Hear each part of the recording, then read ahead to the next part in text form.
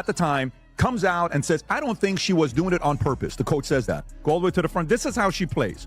Look, damn, girl. She's obviously very sweet. She doesn't at all have any negative intent. Yeah, at all. She doesn't hit hard, and she plays very clean basketball. White privilege. And watch what she does to the eyes. You see? Ooh, wow. The play in the last game, I didn't see the play in real That's time. her in the back. You sure about that? You sure about that? Went straight to a press conference. So you can pause it right there. And that's her right there. That's her in the back, and that's the foul. Here comes I kindness. stand by them. I will always stand by them. Amen. Everybody else can go to hell. Oh, wait a minute. Kindness. Wait a minute. So you know what? We need kindness. Grace. They go high, you go. Grace. Sounds like a They wholesome go Christian. And low, then she goes, hey, by the way, we go to hell, and then you leave. And Walking, you talking run up. contradiction. Everybody else is trying to divide our locker room. No. Not having your players back will do quite the adequate. Patrick Bet David wasted absolutely no time breaking this down. He brought the footage onto the screen, stared directly into the camera, and voiced the same concern that had already been spreading among viewers. Stephanie White appeared to witness the entire sequence as it unfolded. Yet instead of addressing what happened plainly from the beginning, her explanation seemed to shift several days later after the criticism surrounding her first comments became impossible to ignore. After the Dejanay Carrington clothesline from hell incident the other day, in which she came out and said, oh, Dejanay's she's not a dirty player. She just plays real hard. Blah, blah, blah, blah, blah. I mean, look, she turns into the Charlie Brown teacher pretty quickly with a lot of people. At least with me, she does. The moment I realize she's going to do it again and not back her own player, yeah, I'm out. I got to tell you, one of the most obvious traits of a terrible leader. And this is where the controversy really begins, because there was almost no accountability being shown. Dejanay Carrington rises towards Sophie Cunningham on what initially appears to be an attempt at contesting or blocking the shot, but instead of getting clean contact with the basketball, her arm comes across Cunningham high around the neck area. Cunningham immediately crashes to the floor and has to be evaluated by the medical staff sitting courtside. The officials review the sequence and assess Carrington a flagrant 2 foul, which means an automatic ejection. She is sent out of the game before the television crew even finishes showing viewers the alternate replay angles of the contact. She has to be fired immediately. Indiana Fever head coach Stephanie White walked past her own player Sophie Cunningham to check on Dejanay Carrington after the hard foul.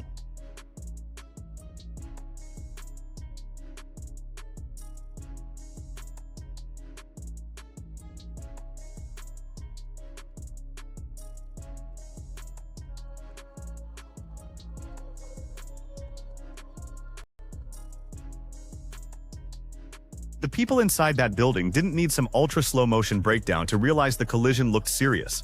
More importantly, watch Stephanie White on the sideline at the exact moment everything unfolds. Her attention appears completely fixed on the action. She isn't studying something on her clipboard, speaking to an assistant, checking the scorer's table, or looking toward another part of the floor. Her face is pointed directly toward the play, while it happens only a short distance from the Indiana bench. That becomes extremely important because several days afterward, White offered an explanation that seemed to change this specific detail about what she had witnessed in the moment.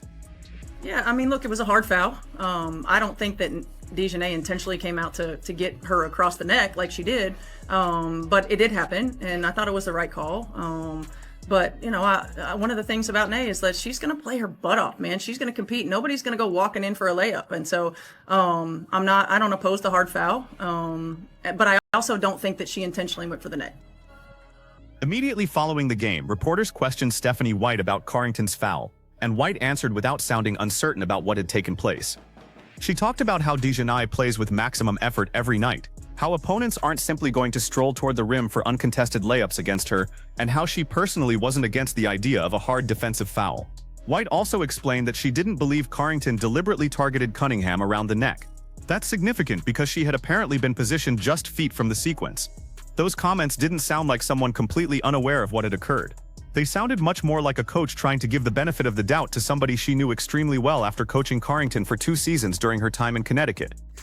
I can't believe that Stephanie White kind of stood up for Carrington. You would never see Shell Reeve, Becky Hammond doing this. You may think something, But you sit in a press conference and say that in front of your team? You don't do that. That's how you lose the team. The team will go against you. What? I'm blown away by that. You can think, oh, I used to coach her, talk to her on the side, whatever, but you don't go in national news and basically put down your own team. This wasn't Stephanie White evaluating some random opponent she had barely interacted with before. She had previously coached Carrington, worked with her every day, shared a locker room environment with her, and developed an understanding of how intensely she competes. Relationships like that don't simply disappear when people end up on different teams. So when White was given an opportunity to describe the foul for exactly what viewers believed they had just seen, she instead chose softer language that emphasized Carrington's competitiveness and defensive mentality rather than immediately focusing on how dangerous the contact looked for Cunningham. And why is Fever coach Stephanie White defending Dejanay Carrington over her own player? That is absolutely bizarre, considering you can watch the replay of that, and it was absolutely unacceptable what happened to Cunningham. Both Sophie Cunningham and Caitlin Collins are wonderful role models for young children, and they play the game exceptionally well. Sophie Cunningham said that the hit by Dejanay Carrington was intentional, but Sophie Cunningham's coach sided with Carrington. Carrington is a Chicago Sky Guard that was once coached by White. I just can't understand why the WNBA is not doing more to protect their players. When Stephanie White was interviewed, she said she doesn't oppose the foul, but she definitely doesn't think it was intentional. That Carrington plays her butt off. That's a pretty generous interpretation of what happened to Sophie Cunningham. The response to White's first press conference came almost instantly, and the criticism quickly became loud. People close to the floor were visibly and audibly unhappy when the arena replay showed the foul on the giant screen. Video of the collision rapidly circulated across social media, generating enormous attention within hours and continuing to spread into the next morning. Analysts and fans repeatedly raised one central question: how could a flagrant 2 foul that left one of your own players on the floor requiring medical attention be characterized by her own head coach as the kind of hard play she wasn't necessarily opposed to? As the backlash intensified, pressure mounted on White to clarify what she meant and offer a response different from the one already recorded after the game. That context matters because only a few days later, when White spoke again in front of another group of cameras, both her tone and her explanation were noticeably different. In the last game, I didn't see the play in real time. I went straight to a press conference. I thought the play got called right. Thankfully, Sophie's okay. Was it egregious? Absolutely. When you have a chance to watch that over and over and over on replay, you can see that. I didn't have that in real time. Were there any I take personally any suggestions that I don't 100% always have my players back. I ride with them 10 toes down all the time. All the time. Roughly 3 days after the incident, Stephanie White returned to a podium and delivered a significantly different account. This time, she explained that she hadn't actually watched the entire foul unfold live. According to White, she left the bench, went directly into a previously scheduled media session, and didn't fully understand how severe the contact looked until she later reviewed the replay. She also made it clear that criticism suggesting she wouldn't defend her own players bothered her personally, saying in strong terms that she supports everyone on her roster without exceptions. The complication is that footage from the original broadcast appears to show White facing the play while it happens. She doesn't appear to be turned toward the bench, occupied by a substitution, or looking somewhere else. Her body and eyes appear directed toward the area where Cunningham is hit. Once viewers began putting that sideline footage beside White's later explanation, questions naturally grew because the two versions didn't seem to fit comfortably together. About the play in the last game, I didn't see the play in real time. That's her in the back. You sure about that? You sure about that? Went straight to a press conference. So you can pause it right there. And that's her right there. That's her in the back, and that's the foul. What do you mean you can't see the foul? Unbelievable. And she says she got a better view than some of the referees got. And then this is how she comes and cries on TV about the criticism she got. How dare people on social media call her out? Go for it. That side-by-side comparison is what really caused the conversation to explode across the internet. Viewers began placing the original camera angle beside footage of White's later press conference and examining the sequence practically frame by frame. Watching those clips together makes it difficult for many people to understand how she could have completely missed what happened. Her head remains oriented toward the possession, and her attention appears to follow the action through the moment of contact. Whatever amount of the foul she registered in that instant, the cameras certainly create the impression that she was watching the play rather than discovering it for the first time several days later through highlights, and that immediately creates the bigger question. Why would the explanation change? One possible interpretation raised repeatedly by critics is White's previous relationship with Carrington. She coached DeJohnai and knows her beyond simply competing against her. Once the backlash became intense, critics argued that White was caught between defending somebody she had once coached and acknowledging the seriousness of what happened to the player currently on her roster. Were there any I take personally any suggestions that I don't 100% always have my players back. I ride with them 10 toes down all the time. All the time. They know that. It's a shame that we can't have an opportunity to talk about what great basketball they're playing. Because they are f***ing playing. The reality is, with me, I will always lead with love. I will always lead with grace. I will always lead with humility. And I will always lead with integrity. Doesn't mean I'll always get it right. I'm also human. The hate, the fear-mongering, the divisiveness, the stuff that's trying to hijack our league will not win. And that's where the contradiction becomes especially difficult to overlook. During those later media appearances, White became visibly passionate while explaining that she stands behind her players regardless of outside criticism. She spoke with the conviction of a coach drawing a firm boundary around her locker room and making it clear that outside opinions wouldn't change her loyalty toward the athletes she leads. The message sounded powerful, but it immediately produced another question. Which player was that loyalty protecting in this particular situation? Sophie Cunningham is also Stephanie White's player. Cunningham wears Indiana's uniform, practices under White, sits on that bench, shares that locker room, and was the person who actually ended up on the floor after the contact. If loyalty truly applies equally throughout the roster, critics believe that same forceful defense should have appeared immediately when Cunningham needed her coach to acknowledge how dangerous the play looked.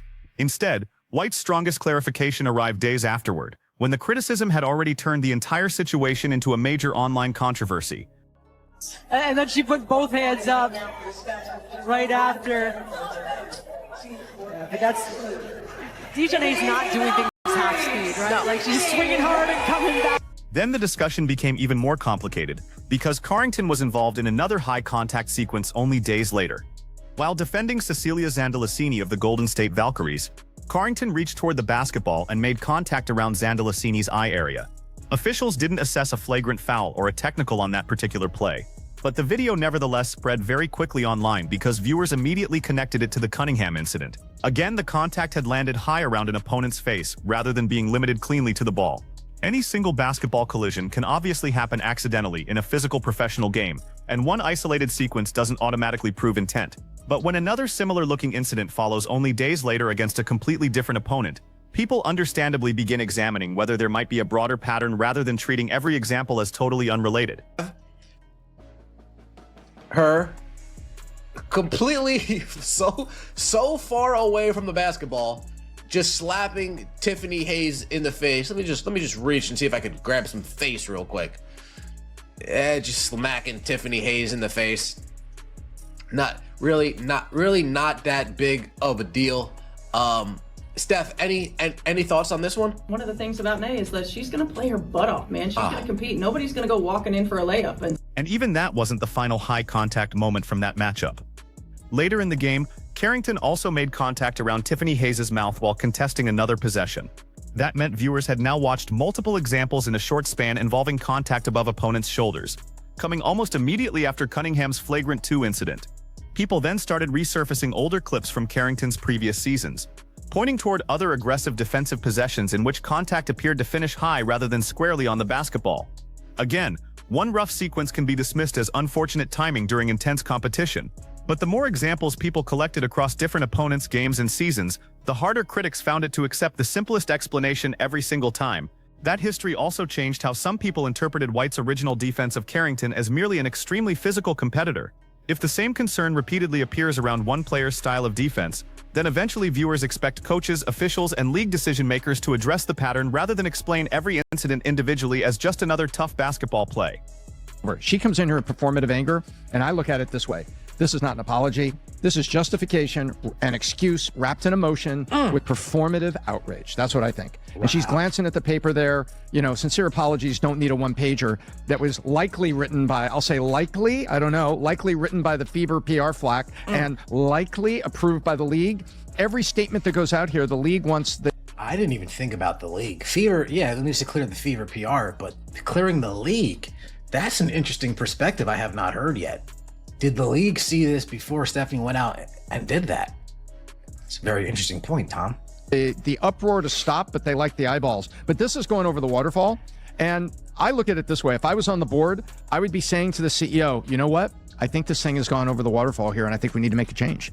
We need to make a change in leadership. And if I was an owner of the Fever, I would fire her. And that's exactly what commentators began emphasizing after footage from the Valkyries game started circulating.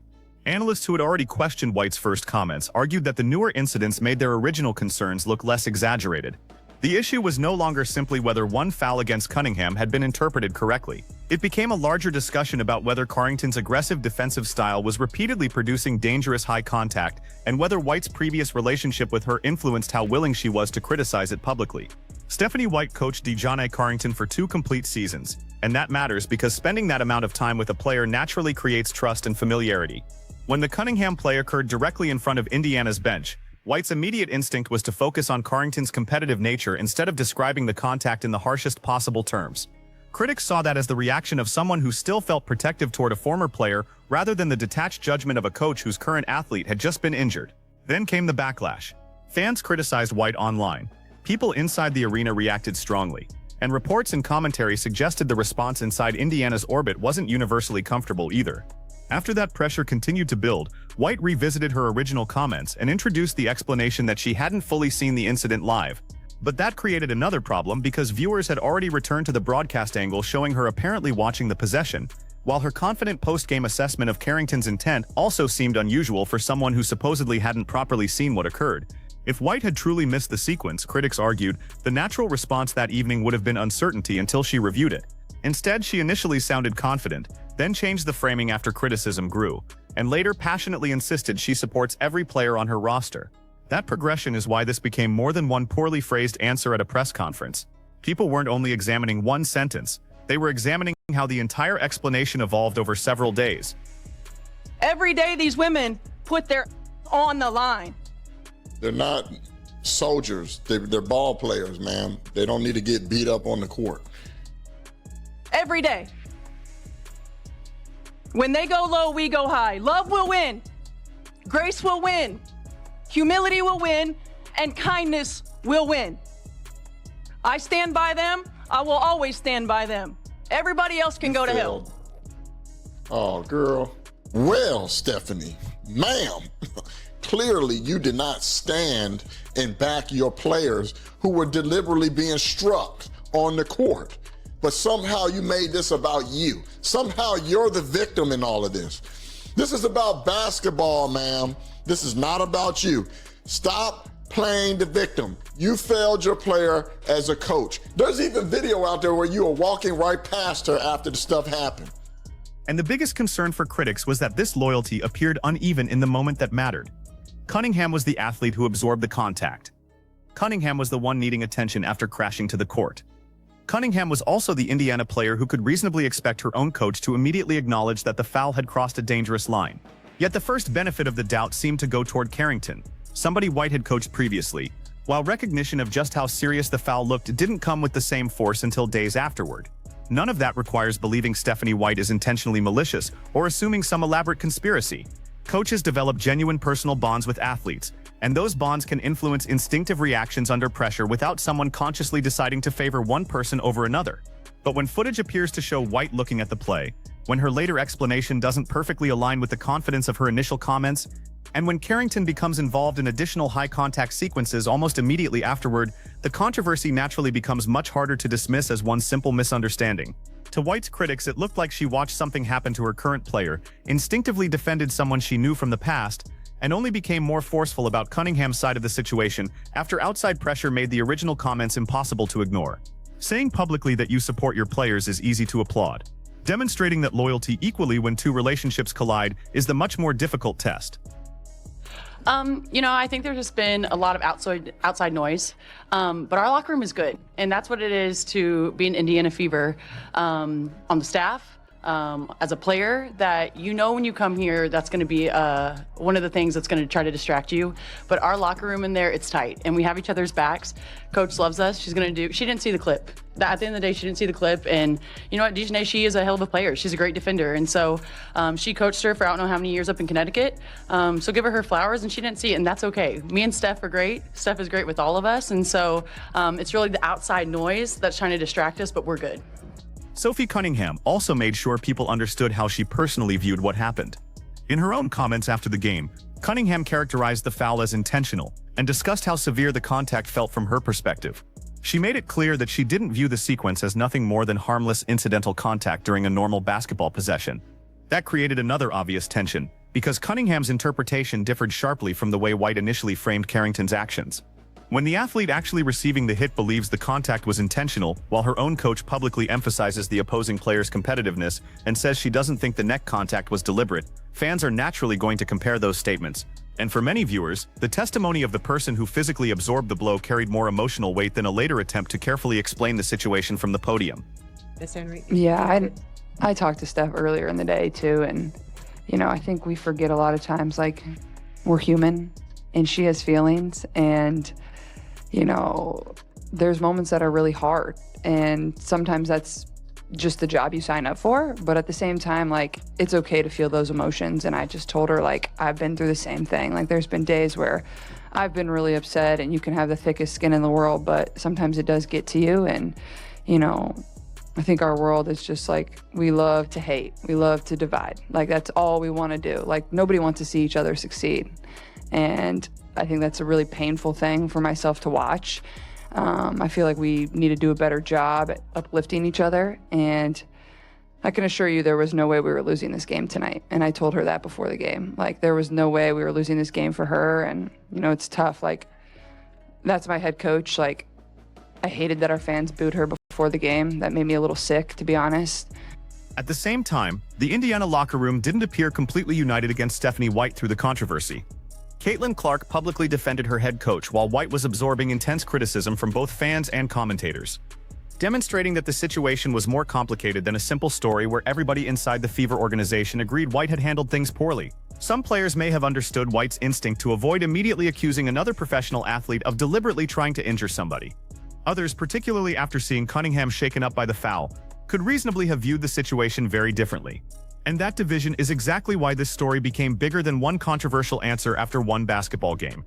It turned into a debate about where a coach's loyalty should begin and end, especially when a former player with whom she has a long-standing relationship is involved in a dangerous collision with somebody currently wearing her uniform.